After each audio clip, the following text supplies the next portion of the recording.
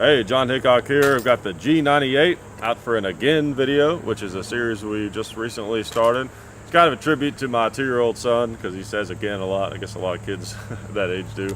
But you know, we kind of talked and then we decided that we'd want to bring some guns out again that we've already done a lot of videos with, possibly. And so we said, let's call it that. Again, it's pretty simple, right? You already know what it means when you read the title. It means this gun again. So he's going to shoot this thing again and have some fun with it. Throw out a few tidbits here and there about it. We're over here on the Gun Club range. So if you're not sure what that's all about, check out our new range video and learn all about that. First, I'm going to take some shots. I'm not going to load it up here though. That wouldn't work as well. So those expensive clips, Dad made sure to remind me that those are very expensive, not to drop them on the ground. So I'm going to do that. In real combat though, they would just let them fall, of course. Okay, let's shoot a 2-liter first.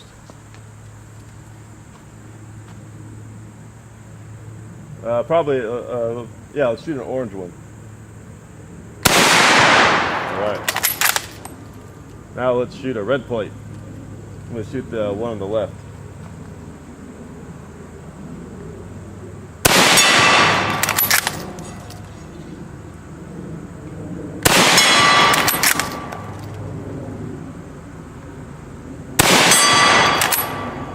Let's try the little one on the right.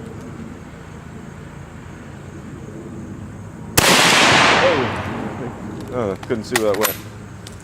This rifle shoots a little bit high for me, so I have to remember to hold it down on these things. Wait a minute. Okay, I'm back. Even though you didn't know I was gone, the batteries in the camera went dead. The batteries in the rifle I think are still good, but the camera battery went dead, so we had to stop. We had to go back over to the. Of course, we're on the Gun Club range. So we had to go back over to the barn and get some more batteries. All right, but we're ready to go again. I'm gonna load this thing up, shoot some more stuff. Okay. Let's shoot some more stuff. Kind of limited on this range, I guess, because it's a rifle. Let me go back to that little red plate, see if I can get him. All right, like I said, this rifle is shooting a little high for me.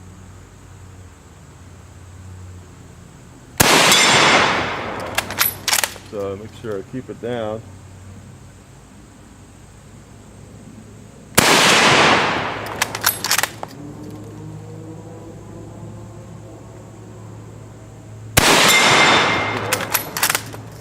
One more. Let's go ahead and take that other 2-liter down. Look at that. Blew him up. So yeah, the G98, really sweet, very sweet rifle. You know, it's kind of the beginning of what we know of as the modern, or modern is relative, but you know, the famous Mauser action. You know, it's kind of the beginning of that. You know, the Mauser brothers been around a long time, and they developed a lot of different firearms types of things. This was not the first Mauser rifle, of course. You had the 1871, which is like this 11mm black powder bolt action. But the G98 is kind of the first of what we think of as the Mauser rifle. And then, of course, you know, in the 30s, in the mid to late 30s, they started transitioning to the carbine version, the 98K, which probably more of us are familiar with just because of World War II movies. I guarantee you there were still quite a few of these used in World War II, but of course the main rifle would have been the carbine version, a little bit shorter, turn down bolt. I actually, because I'm not going to be going into battle anytime soon, I actually prefer the G98 configuration because there's something nice about this straight bolt right here. Really easy to get your hand on and to manipulate, which also I guess could be a problem in combat. It could hang on something, or it could take your rifle out of battery before you mean for it to. But as far as just in a controlled environment, being able to function it easily and smoothly, it's really nice. Another thing, it doesn't have that feature like a lot of the Mausers do and the K98 does, where when it's empty, it locks the bolt to the rear, because there's a piece on the follower that keeps the bolt from going forward, and you have to kind of reach up here and, you know, push it down if you want to put it down on an empty chamber. And I think the reasoning for that was, you know that sorry, I had to burp. You know that you're empty, right? You fired that last round, or yeah, fired the last round, boom, pull it back, go to put another one in, it won't go forward, so you know, oh, it's time to put another clip in.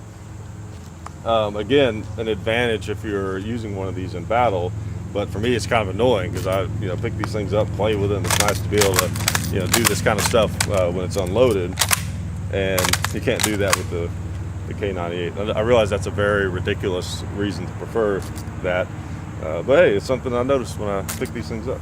All right, let's load it again.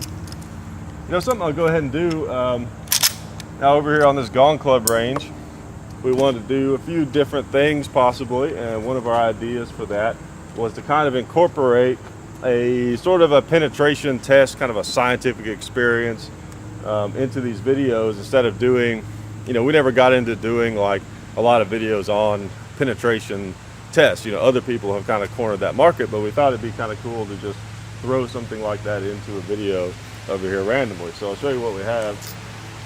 We have this amazing Walmart storage container, whatever you want to call it, and that is just, where are you going? Where are you going, cameraman? I don't think they can hear me from over here. All right, cameraman has run a little bit wild, and we're going to get him reined in. But so we have this this storage container down here with loose topsoil in it. So the idea is basically loose topsoil being kind of like the worst case scenario if you were expecting dirt to protect you, because it's, you know, it's very loose, so it's probably going to see the most penetration that you would with, you know, dirt in any other form, right? Whether it's naturally packed or intentionally packed, or wet, or mud, wet dirt. I think it's called mud. I think that's what we call that. And then we have this 15-inch armored plate behind it, so that way if it does go all the way through, then you'll automatically hear it. So, all right, let's try it. See what it does. And try to get a good shot on it where it goes through the whole thing. Now, Dad and I had a debate about this. I think it won't go through. He thinks it will. So we'll see. You can't see how long that container is. And it's probably about like a foot or something like that. Like about a foot long. Okay.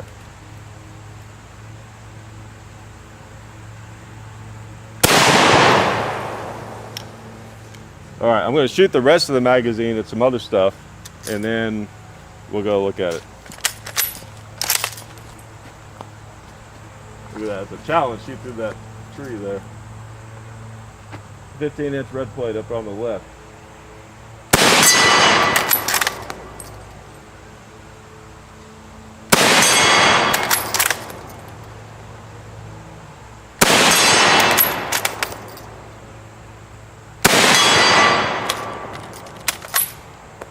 All right, we're all clear. Let's go check this out.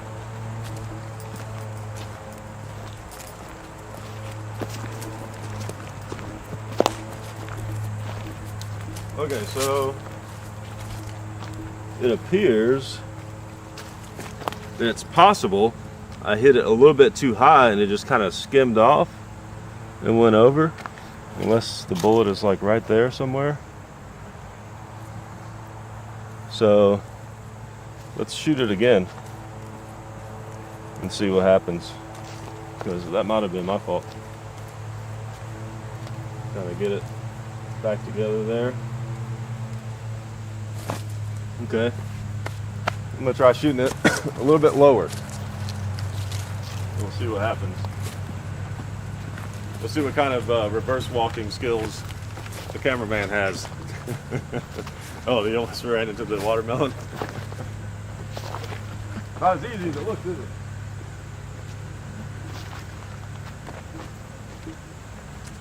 Okay, here we go. I guess I'll, yeah, go ahead and load the whole clip. All right.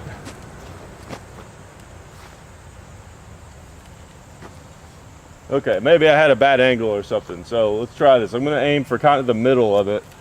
Let's see what that does.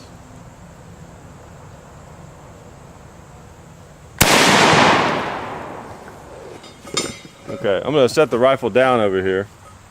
Put the safety on. Well, I'm gonna leave it open.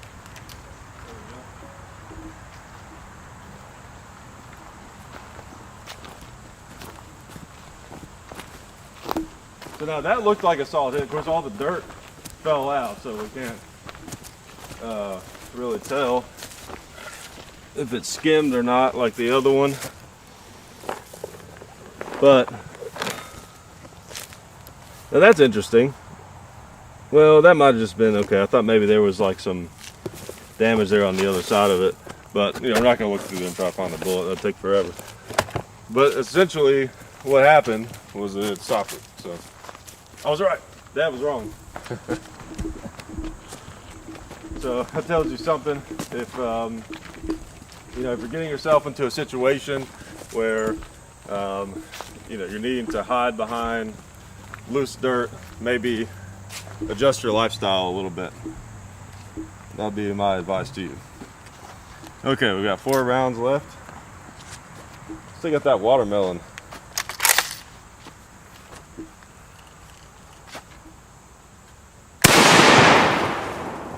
Pretty well took him out. Try the red plate again.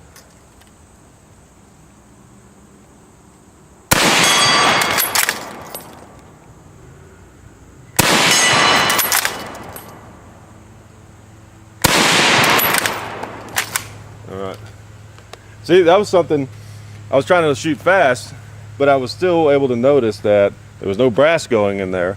So even without that thing that hangs up, you know, on the follower, of course, I get in combat again. This is still different from just trying to shoot fast right here. But you know, there's some warning that you're empty, I guess. But let me let you guys get another good close up look at this thing before we wrap up the video.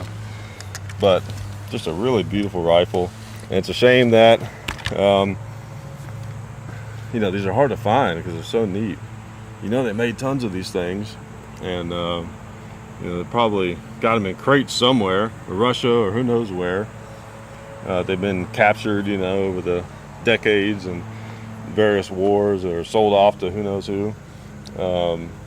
But you know, they're available. They're just hard to find, but they're really special rifles. The Gewehr 98 or G98, or I've heard people say G98 or G98 or all kinds of different things, which Gewehr stands for Gewehr in German, rifle. Sorry, lame joke. It stands for rifle. And just like Sturmgewehr, storm rifle, you guys are familiar with that term. But, and of course, as neat of a rifle as it is, I really do see how the K98, you know, the carbine version was a major improvement. Not mechanically, of course, the bolt and all that stuff, you know, all that's the same. It's just certain subtle things like shortening it, you know, then the turn down bolt handle. One defining characteristic of a G98 is this roller coaster style sight, which they eventually, I guess, determined was kind of unnecessary. But just a nice rifle. Had to bring it out again for you guys to look at, and hope you enjoyed the video, and we'll see you on the next one. Thanks, everybody. Always wanted to do that. Okay, since you guys are here at the end of the video, I want to remind you of our friends over at SDI, the Sonoran Desert Institute. They're a fully accredited online distance learning program where you become certified in gunsmithing or get an associate's degree in firearms technology. It's sdi.edu. And also, big announcement lately on the channel, our shirts are now with Matt from Demolition Ranch's new company, Bunker Branding. So you can find shirts like this and many others over at bunkerbranding.com/Hickok45, or just go into the description and look for the link. And also you can go to our website and find that stuff and more things like Hickok, or our website is called hickok45.com.